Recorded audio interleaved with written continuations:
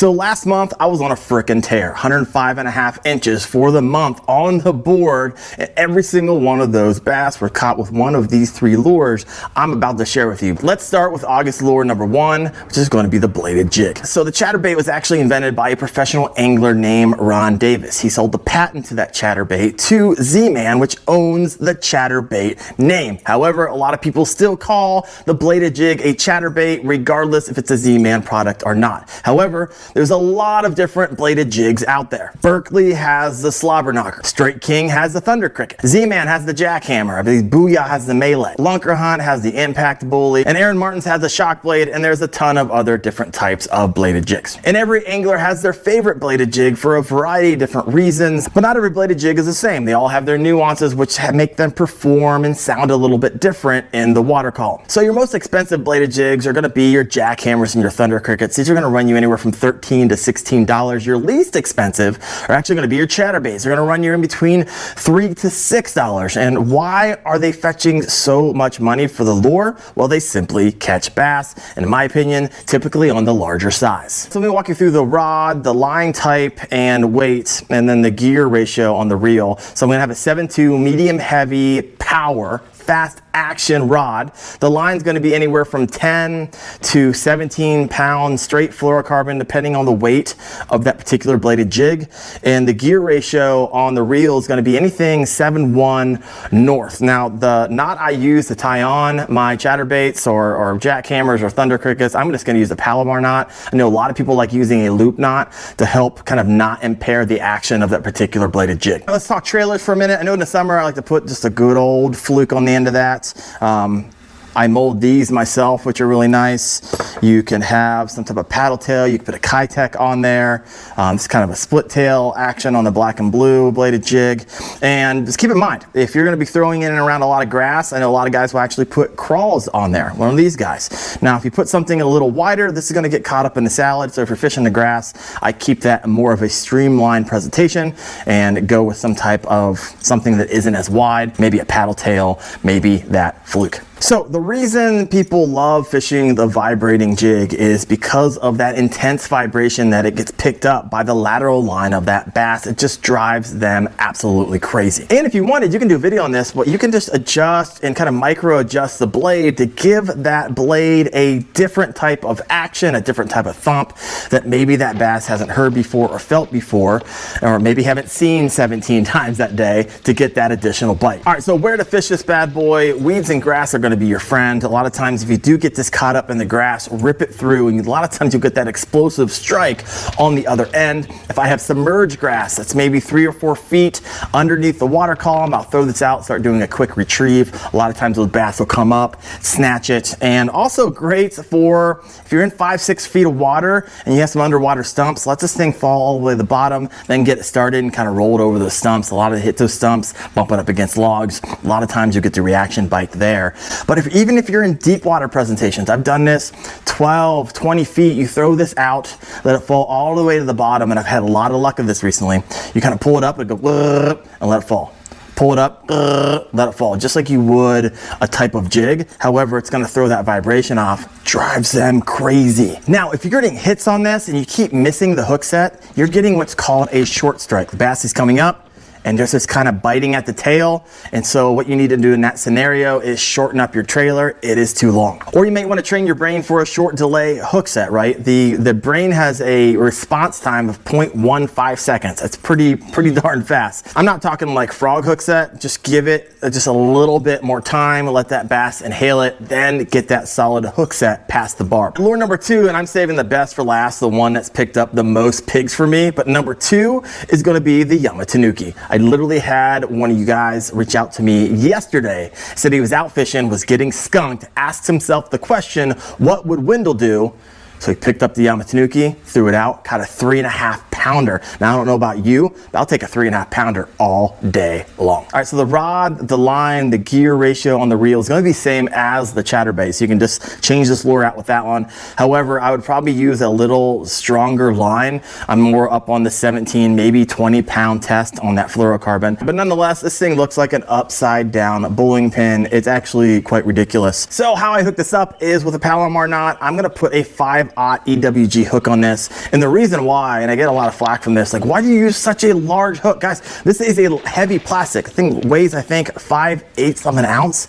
And so that's a lot of plastic to move out of the way to get that hook set. So I wouldn't use anything smaller than a 5/0 hook. So this bait, it's only gonna last you a fish or two because the Gary Yamamoto bait's made with a lot of salt, and what really happens is that the top up here rips really quickly. Now you can flip it around and use the other side to get another use out of it. Oh, after that, it's kind of done unless you cut it short and make it a 2.5 inch Yamatanuki. However, if you want to extend the life of your Yamatanuki, guys, I had one, this wasn't my idea, I had one of you guys reach out to me like, hey, put an O-ring on it. So let me show you what I mean by that. I gotta go grab it out of my kayak.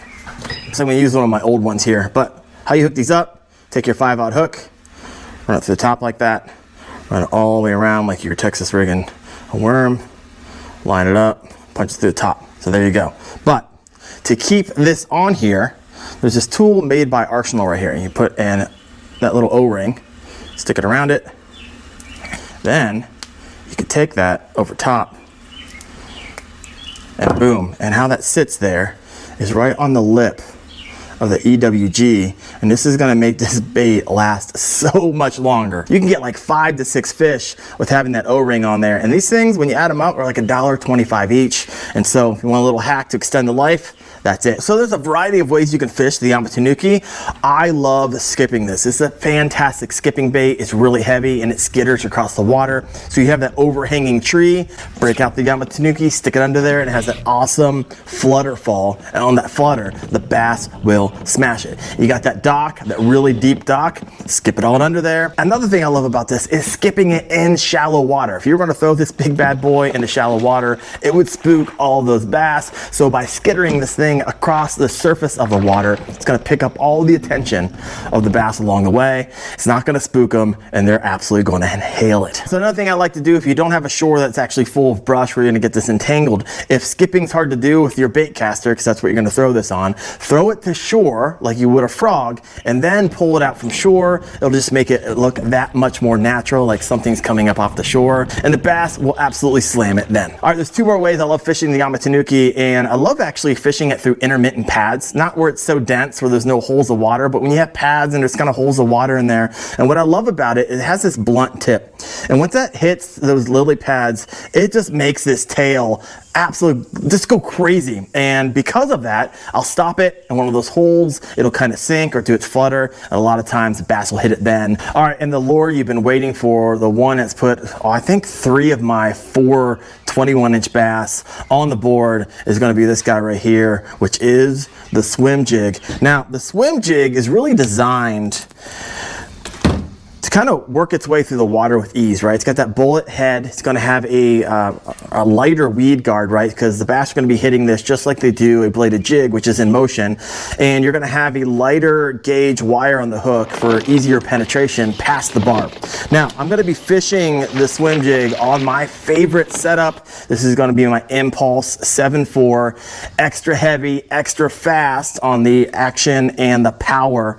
And I'm going to be running this on 20 pounds straight fluorocarbon. I'm going to be tying my lure off with a Palomar knot. Guys, I'm telling you what, this rig is winning me money this year. So I'll throw the links to all of this stuff down in the description below. Now for me, I'm only going to put 1 of 2 trailers on there. I'm either going to put this guy right here, which is the Missile D-Bomb Green Pumpkin trailer. It just absolutely works. So if I want that guy, and these things flutter through the water really nice, gets the attention of those bass, and they slam it. However, the most luck, and especially in your particular body of water, if they are slamming the shad, I'm gonna put a paddle tail on it. Let me show you the kind. This is it. This is the juice. So this is going to be the Rage Swimmer by Strike King. It's 3.75 inches, and it's going to be the color. I'm telling you what, get this color.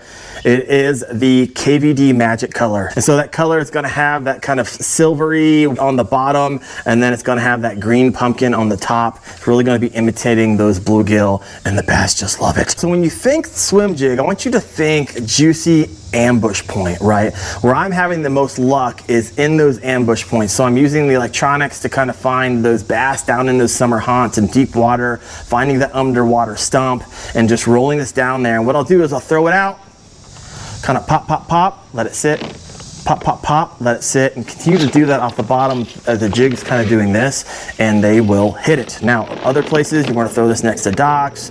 If I see whip wrap, a lot of people are reaching for the square-billed crankbait. I'm actually reaching for my swim jig. Now, careful, don't get it caught up in there. You don't want to start moving it before it hits the bottom so you don't get this thing caught up. But if you're fishing it and you're getting it caught up, you're probably fishing it in the right spot, and they'll either hit it in one of two ways. They'll hit it in motion, and you'll just get the hook set just because of the feel. But a lot of times, and I'm addicted to this. And so you go pop, pop, pop, hit, pop, pop, pop, hit. And when you go to, kind of pop it up again, the line will go slack. And that means it's in their mouth, but they're coming towards you. And so one of the things, whenever you feel that slack line, is you're gonna wanna reel down on your hook set. And this doesn't get talked about a whole lot, but if you feel that slack line, you're gonna go all the way down, kind of point the end of your rod tip toward the bass. And so when you actually do the hook set, you should be about halfway back here when it starts to bend over and you can't go anymore. If you're way behind you, by the time that hook set ends, that means you had too much slack in your line. So make sure on your hook set, on the swim jig, reel down on it before you hook up. I'm telling you what, you'll get the hook past the barb and you will lose less fish. So if you love jig fishing like I do, I have so many jigs. It's my favorite way to fish. I got the video for you. Top 6 jig modifications every bass angler should know. You can check that video out right there. Thanks for watching, guys. I'll see ya.